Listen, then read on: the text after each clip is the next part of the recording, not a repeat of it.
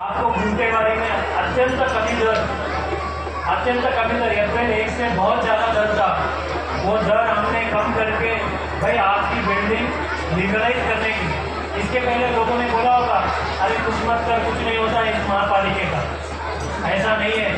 महापालिका में महापालिका की तरफ से रोड स्कूल अभी हर जगह आज हमने जो 76 MLD का आज आम्ही टेस्टिंग पाणी सोडलं।